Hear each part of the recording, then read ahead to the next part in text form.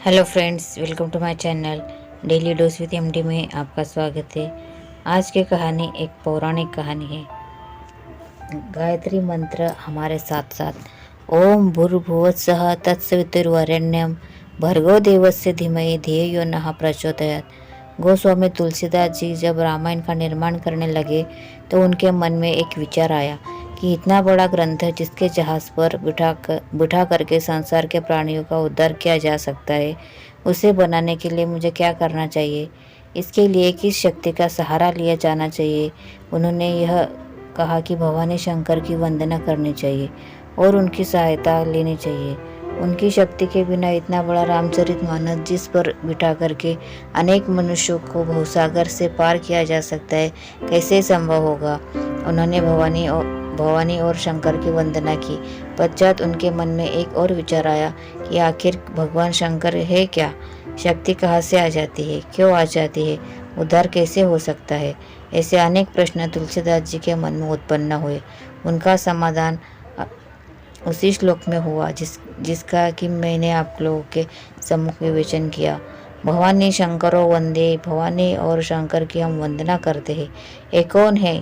श्रद्धा विश्वास रूपिणो, अर्थात श्रद्धा का नाम पार्वती और विश्वास का नाम शंकर। श्रद्धा और विश्वास इन दोनों का नाम ही शंकर पार्वती है। इनका प्रतीक विग्रह मूर्ति हम मंदिरों में स्थापित करते हैं। इनके चरणों पर अपना मस्तक झुकाते हैं, जल चढ़ाते हैं, बेलपत्र चढ़ाते हैं, आरती करते हैं। यह सब क्रिया कृत्य हम करते हैं, लेकिन मूलतः शंकर क्या है? श्रद्धा और विश्वास। याभ्याम बिना न पश्यन्ति, जिनकी पूजा किए बिना कोई सिद्ध पुरुष भी भगवान को प्राप्त नहीं कर सकते। भवानी शंकर के इस महत्ता और महात्म्य पर मैं विचार करता रहा। तब एक और पौराणिक कथा मेरे सामने आई। पौराणिक कथा आती है कि एक संकट का समय था जब भगवान परशुराम को यह मालूम पड़ा कि सब जगह अन्याय अत्याचार फैल गया, अनाचार फैल गया। इसके निवारण के लिए क्या करना चाहिए? परशुराम जी उत्तर काशी गए और वहां भगवान शिव का तप करने लगे। तप करने के पश्चात भगवान शंकर ने उन्हें एक परशु दिया और कहा, अनीति का, अन्याय का और अत्याचार का इस संसार में से उच्छेदन किया जा सकता है और आपको करना चाहिए।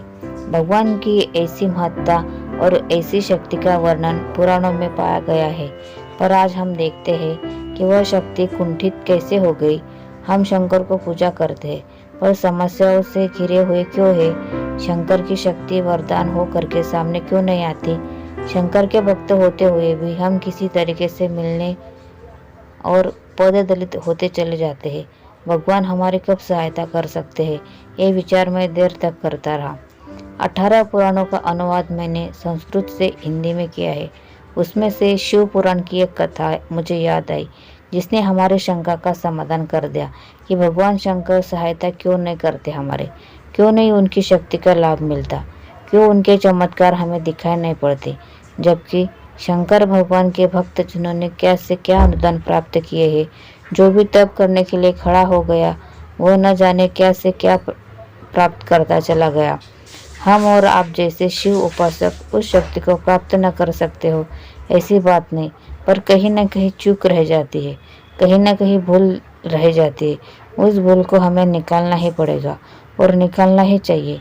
इसके बिना अध्यात्म का पूरा लाभ नहीं मिल सकेगा और दुनिया के सामने हम सिर ऊंचा उठाकर यह नहीं कह सकेंगे कि हम ऐसी शक्ति के उपासक हैं जो अपनी उंगली के इशारे से सारी दुनिया को हिला सकती है। तो गलती और चूक कहाँ हो गई? चूक और गलती वहाँ हो गई जहाँ भगवान शिव और पार्वती का असली स्वरूप हमको समझ में नहीं आया। उसके पीछे जो फिलॉसफी है वह समझ में नहीं आई, मात्र उसका बाहरी स्वरूप समझ में आ गया।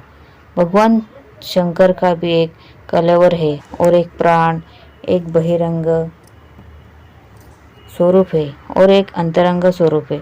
जब हम दोनों को मिला देंगे तब पॉजिटिव और नेगेटिव दोनों तारों को मिला करके जिस तरीके से स्पार्क उठते हैं और करंट चालू हो जाता है, बहिरंग के रूप के बारे में आप जानते हैं। और जिस तक आप सीमित हो गए हैं वह कलेवर है जो मंदिर में बैठा हुआ है, जिसके चरणों में हम मस्तक झुकाते हैं, जल चढ़ाते हैं, पूजा करते हैं, प्रार्थना करते हैं।